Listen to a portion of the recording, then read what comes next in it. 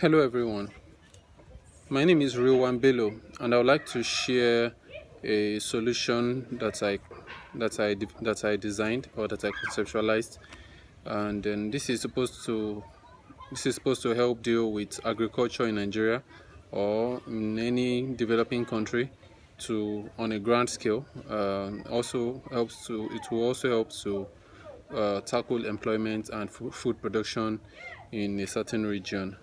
And these systems involve training people and availing them the facility to to do the job at a profit to the sponsor, that's either to the country or to the organization sponsoring it. And take away the third one is to take away the hassle of selling from the farmers. Yeah, this one I think is very important because a lot of people, when you take away the stress of having to market the product or having to look for where to sell the product and just tell them go and farm, we'll buy everything from you, you're fine. So I think it will help, and you create millions of jobs directly and indirectly. Leverage on technology and the existing farms in that country. You leverage on the existing successful farms in that country, and you make money in general. So I would like to talk about this in under 5 different subtopics. The first is website, second is collection and processing centers, the third is training, the fourth is mega farm and land availability schemes, and the fifth is homework. So let's start. The first that we'll be talking about is the website. Now, this involves creation of a website, as it is obvious. But what does this website do now? The first would involve that all farmers in a particular country, let me use my country as an example, all farmers in Nigeria, so henceforth I will use Nigeria so that it will be easy to relate. All farmers in Nigeria should be able to register on this website, and not just to register for attendance sake. If I raise chickens and I have just a farm of 20 chickens, I should be able to register on the website that I have 20 chickens. So obviously I have to update this information at regular intervals. So I register that I have 20 chickens and I live in Lagos. Another person in Lagos registers 100 chickens. Someone in Oyo State registers 1,000 chickens, and another person registers pig. It will also work for plantation. So what is the purpose of this? The administrator of the website, someone looking at the website from a grand perspective, would look at chickens and say for Nigeria, we'll just look at Nigeria and he will click on chickens and he will see 50 million chickens. He's not seeing the 510. So the person, because the website would have been done very well, the person handling the website will be able to double click on chicken, and we will see breakdown by state. So from the 50 million chickens in Nigeria, 10 million is coming from Lagos, 5 million is coming from Ogun State, 3 million is coming from Osun State. He's going to be able to get the breakdown of how many chickens each farmer have. And why is this useful? Nigeria can comfortably or conveniently look for an international market and say we have 500 million tons of poultry to export to you guys. You can say we have millions of tons of cattle to export to you guys. You can say we have millions of tons of cereal or grain or produce to export to you guys, based on this in the information that people update. So if you get an order, for example, through this same website, you can reach out to farmers and say we have to deliver so kilogram or so ton of produce. So you get your produce to the collection center in less than 5 days. So probably the collection center will have collection center in each state. So you get to the collection center in your state, you register, you supply your products, and you get paid in credit. So that way you don't have to disturb yourself doing all the marketing. You can sell to your local market, make more profit, but when you need to let go of all your products, you come to the website. That's just one of the advantages of the website, or one of the function of the website. Another advantage I see from this function is that the country as a whole would have a lot of statistics. They'll be able to do a whole lot with just from this. They can project, oh, more and more people are interested in agriculture. Who are those that have been supplying us steadily? Who are those that have been supplying us chicken steadily? Who are those that have been supplying us cattle steadily? They'll be able to project what the future holds, and these numbers should even increase, because by the time people are getting more and more confident in the system, someone will just build one cage and farm 50 chickens and decide that, okay, I'm selling this to the government with no problem. So they'll be able to, who are those that have increased their production significantly from last year? Who are those that have increased their significantly from last month? Let us help them, let us encourage them. Who are those that have been supplying us consistently? Let us encourage them to, let us give them incentives to things like that. We have a lot of information. We have a lot of information a lot of statistics to work with if we want to grow as a country, or you want to grow, or there are certain things that we see that something, okay, there's a lapse here, there's a fall here. What could be the reason for the fall? So we can leverage on this information and improve. So like I said, Nigeria can know how many of each product they have at any given point in time. Farmers can be rest assured of sales. Payment system can be automated via these websites. So we have our BVN, we have our bank accounts. All of this can be updated on such websites, so that when farmers are selling, as they're selling to the government, so as they sell, they get their products there, and those products are confirmed, and the amounts they are supposed to be paid, they know the amount they are supposed to be paid. This amount will be processed into the system, and so that next time the government is going to be disbursing, the farmer knows exactly how much he's going to be getting. And they can use this avenue or this website also to give farmers credit. We can create something called farmers credit.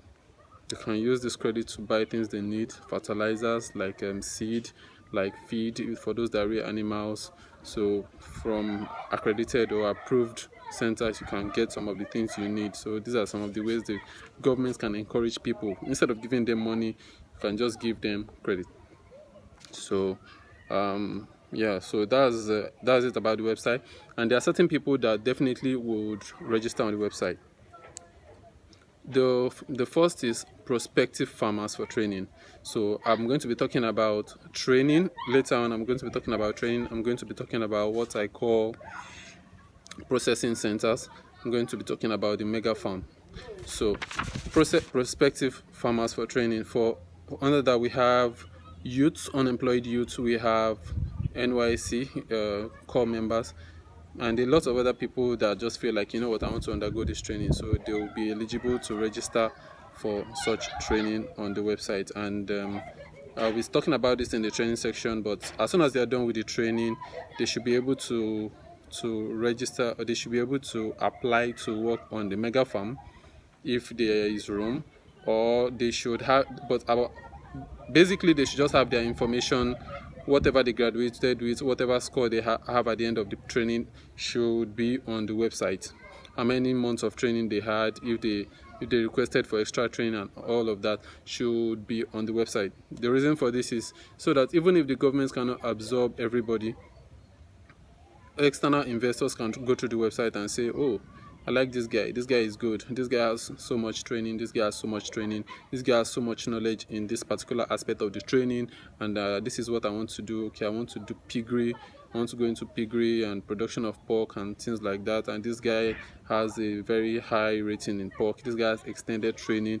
You can all of the information will be there. So if you want to lean more on the person's score or on the person's experience, how much time the person has spent doing this particular thing, all of the information will be there for that external investor. Or if you like someone just comes, or a company just comes, say wants to invest in agriculture, wants to do poultry, piggery, and this and that, and they just take a couple of people. Okay, you guys, we want to work with you guys, we want to do this and this and this and this and this, and we need to, we will be the management, we'll be the board of directors, you'll be the management, we want to work with you, help us make the best of this investment. So that's the use of, or that will be the use of that particular information. So that's for prospective farmers. Okay, then the graduated farmers seeking placement. I think I just talked about that now. Those that have graduated, all their informations on the website. And established farmers with profile designed to sell to the government and sell to other people. So basically, as a farmer, you want to be able to sell your product to the government seamlessly, or you want to be able to sell to other people, because it's not just about selling to the government. Like if I want to do an event now, I can go to the website and sort farmers and say, okay, I stay in Lagos, I stay in this so part of Lagos. I just go to the website and I click and I keep filtering until I get to the specific farmer, the farmers that sell a specific product in a specific region of my state, and I look at those farmers and I call them up and I say, okay, I need 100 chickens. How many do you have? How many do you have? According to the website, you have 50. Do you still have 50? Okay, I take your 50, I take your 10, I take your 40, and I have my 100. So the website will be useful for a lot of things, basically. Other people that I believe should be able to register are artisans. There are going to be a lot of artisans, carpenters, welders, bricklayers, just general handiwork. They should be able to register on the website, because there's going to be a lot of job opportunities for them, a whole lot of job opportunities for them. And also we have shop and suppliers, because there's going to be a lot of supplies. There's going to be supply need of things like wood, things like cement, blocks, a whole lot of things, cages, farm tools, things such as feeders, drinkers, drugs, a lot of things. So these shop owners or these shops can register on the website, register their location, so that they will be recognized. If someone they don't know is looking for a particular product, they can narrow it down to them. Another very important information that will be updated on the website, another very important information to be updated on the website is how much the organization or the country, how much that website is willing to buy products from you. So we are going to be having, they have to update, okay, how much they are going to be buying chicken. Okay, we're going to be buying chicken from the public at 1,500 per kilogram. We're going to be buying pork at 2,000 per kilogram. We're going to be buying this per kilogram. Please, any power bank, please, power bank. So we're going to be buying this product at this price. We're going to be buying this product at this price, so that you as a local farmer or as a small scale farmer, if you have a kilogram of snails or a ton of potato, you know how much to expect from it from the government. So you just take your product to the processing center and they weigh it for you and they process it for credit for the next disbursement, whatever. So that is that. So they will need to update pricing and they will need to give up-to-date information on a regular basis for the best practice of different farming processes, like maybe best practice or an updated information on pig farming, an updated information on snail farming, pig farming, rabbit farming, whatever it is. So they're going to need to give, so they will give an update like a blog. They will give an update. This is what we find out. This is what is best for you. There should be Q&A. They'll be able to give prospective farmers, and should be able to give information generally. So I think that is that on the website. So next I would like to talk about the collection and processing centers. The collection and processing center is basically a center that is capable of taking everything you have to give. So basically, they should be able to take everything off your hands. You're a local farmer, you have 100 animals, you have 1,000 animals, you have 1,000,000 animals. They should be able to take everything off you and process it at a reasonable price that is profitable for you. So this is probably the reason that this project cannot really be done on an individual level. The reason for this is that means objective one of the major objective of this center, or the organization of this particular center, is to always look for where to push the product to. One, as you are getting the product, what are you going to do, how are you going to process it, and how are you going to preserve it, and how are you going to sell it off. So that is going to be their KPI. That's what's going to be their key performance indicator. If you get 1,000,000 tons of rabbits now, how do you process them, how do you sell them off? If you have to, definitely most likely you have to look for international market. Look for the international markets. Which country need this product more? Which country need this product more? Which country need this product more? Most, you should always have that information. You should always have the processes on how to process each of these goods and service each of these goods. So you will know when a poultry land, when a chicken lands, you know exactly what to do. You know where it is going. When a pig land, you know exactly what to do. You know where it is going. So this is going to be very elaborate. Definitely going to be very elaborate. So it's going to be very big, and their job is going to be very important. That if they can create the confidence of never turning away any farmer, then the sky is the limit. We'll just go ahead and keep farming. No pressure, no fear. We'll just keep farming. So what I have jotted down is, okay, they have a website where the standard pricing is always updated, and based on the pricing, anyone can come with their product, get weighed, and sell it in a matter of minutes. And in countries where corruption is you understand, so we need to work on the processes, and we need to monitor those processes, because that's when you have one person telling you cannot enter the premises if you don't settle him, and things like that. Those are just things that I thought of off the top of my head. So you must have developed the process to make it seamless. They must have the capacity to receive and process all produce. They must actively update the website for the information on their website, such as the prices of products and preferred products. And because it's not all of the products that will be preferred at every given point in time. Definitely, maybe Christmas or Easter period, poultry will be preferred. That means I will be willing, I as the company, or I as the organization, will be willing to buy from you at a slightly higher price than I would have bought from you normally. So preferred products, so they should be able to update the masses on, okay, you know what, these are the best things to farm, these are the best things to export.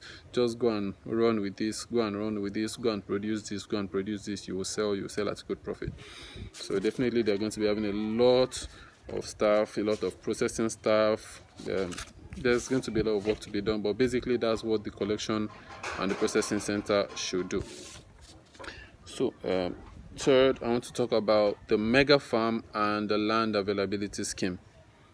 For a company, for an organization, or for a country, for a country such as Nigeria, taking this for example, so we will be building a mega farm, and there's another one called land availability scheme. So for those who want to, after their training, they want to go government, they go to the mega farm, and those that don't want to do government will go for the land availability scheme.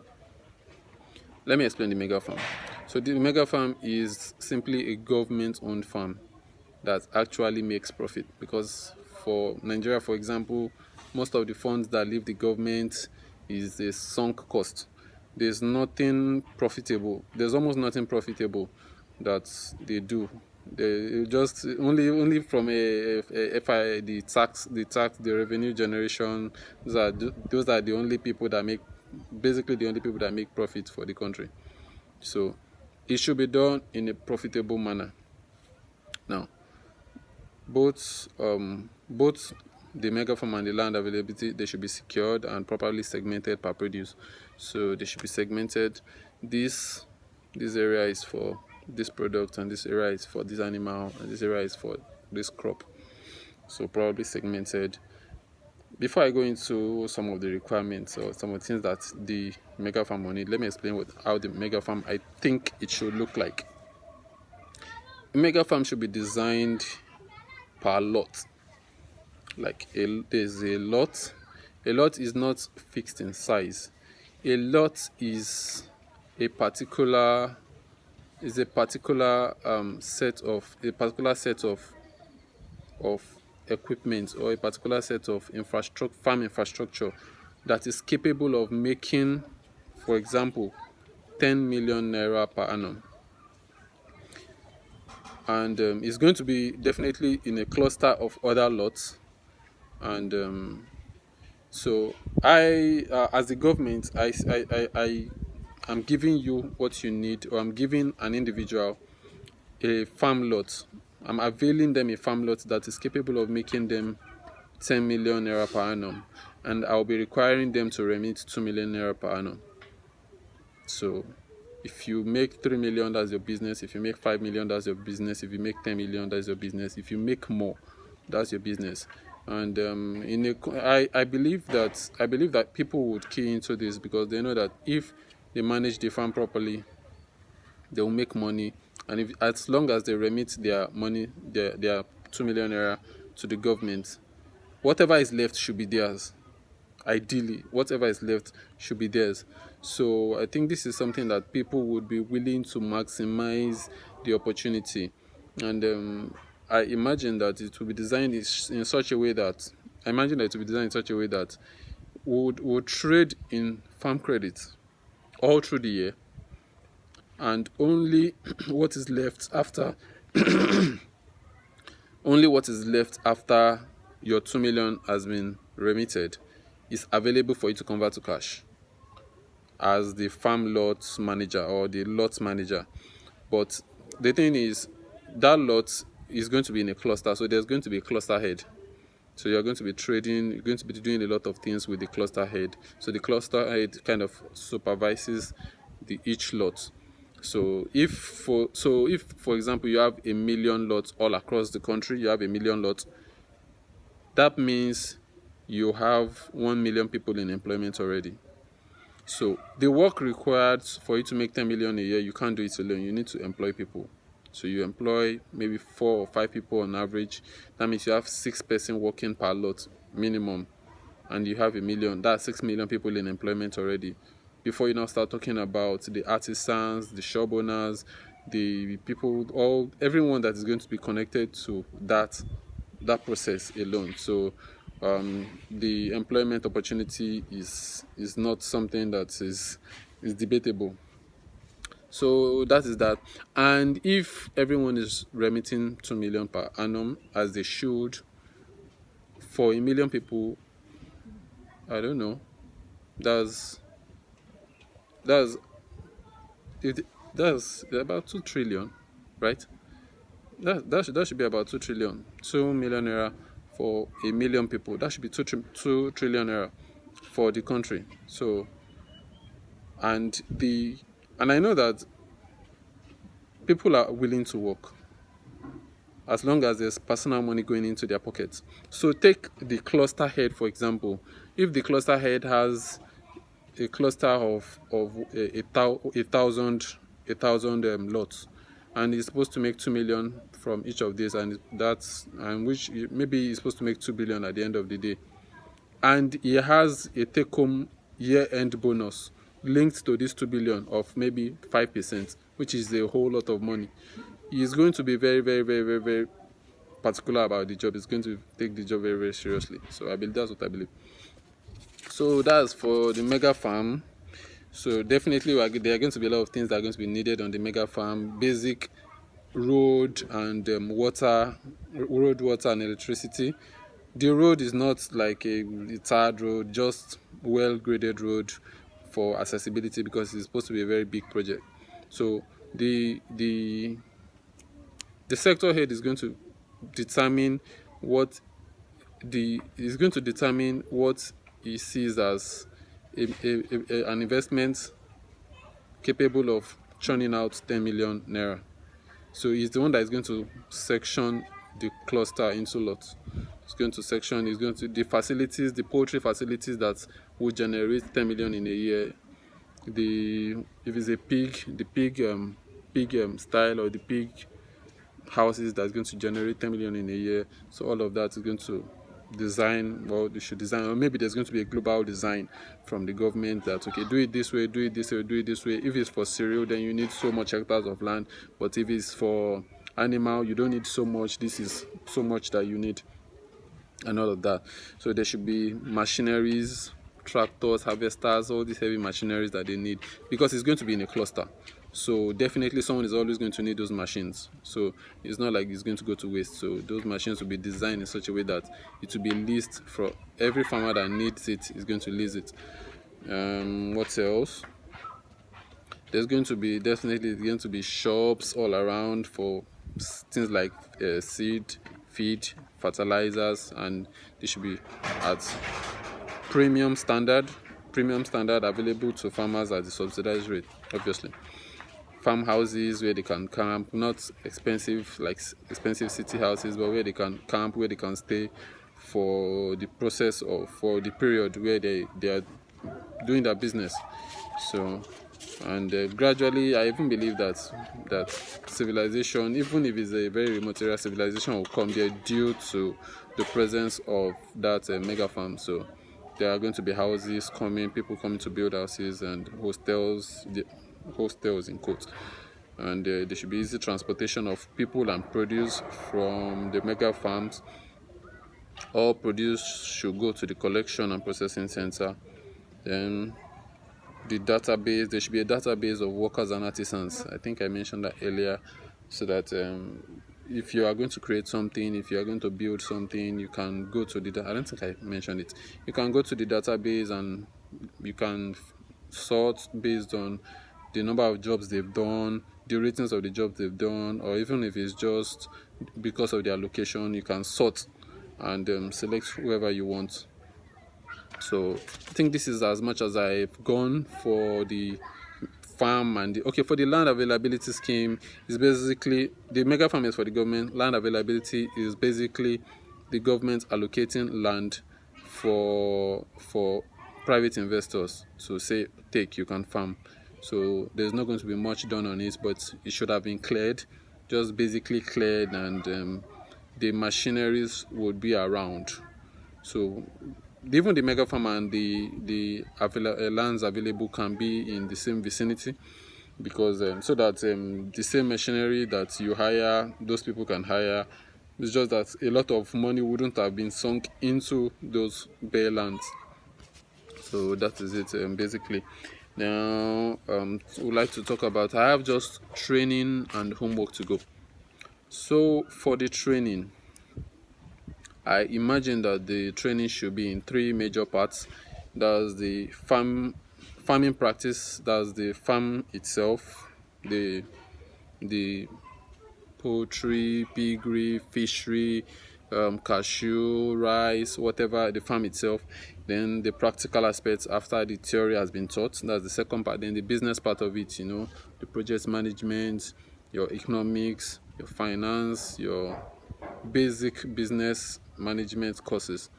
So, and for the farming practices, here it will be advisable to leverage on farms that are already working, farms that are already doing well. Some of the farms that I have highlighted that I know of, such in Nigeria, such as Fort Worth Farms, Advic Farms, Bello Farms. I read about Kedara. I've not even seen anything on Kedara before, but I read about it that he does training. He's already doing something similar, but not at this grand scale. I don't know Kedara, but he's already doing something for his community. Ope Farms, Snail Care Farms, Snail Island, NG Snails, Obasanjo Farms, etc. And there are some other. And for those that are going to be doing, private, there are some private entities that are already doing something amazing too, like farm lots and like what's this other one? Farm lots, and there's this other one too. Okay. If I remember it, I'm going to mention it. I'm going to mention it. So they're already doing amazing things where you can just like buy a slot, buy a farm slot, and you make your 11%, 12% in 6 months or in 5 months, whatever. So they're already doing something amazing. So you can integrate these people into the project.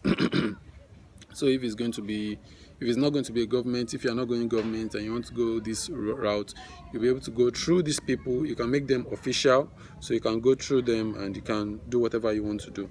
So um, the people that I think will be optimum for this are unemployed youths and core members.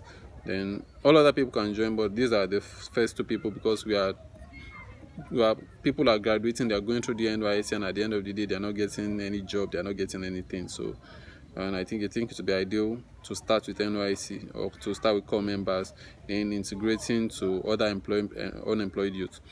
Then for training, there might be a need for training camps.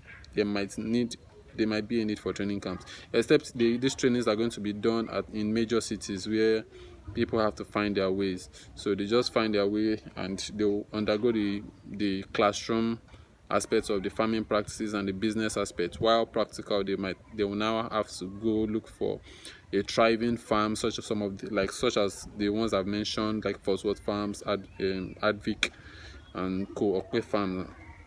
So definitely there's going to be contract with these people, and there's going to be talk with these people. They might even be the trainers. So there's going to be a mutually beneficial relationship with these people, so that they would be able to do the job to the fullest. Allow people train on their farms or train them properly, whichever they are involved in.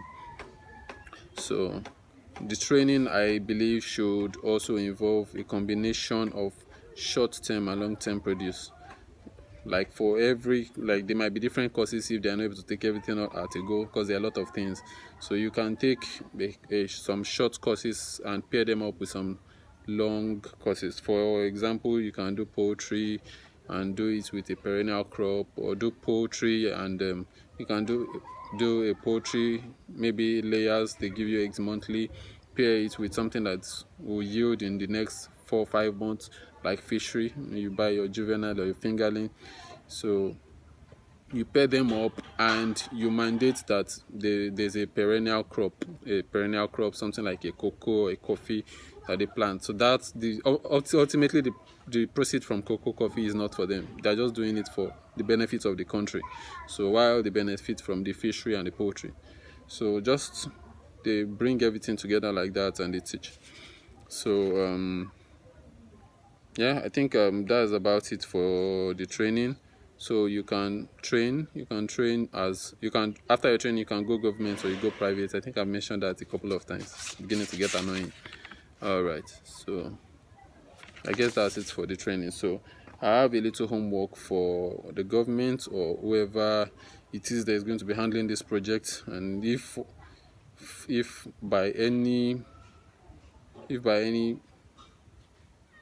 magic or any luck or anything, an individual gets to be running this project, there are some of the things that they will need to do. They need to look for markets. They need to look for global markets. They need to know what are the best items to produce. What are the best items for people to go and produce. You just tell them, you know what, go and do this, we'll buy it from you. Go and do chicken, we'll buy it from you. Go and do potatoes, we'll buy it from you. Go and do plantains, we'll buy it from you. What are the export requirements? What are the export requirement volumes of each of these products? Which country needs this product?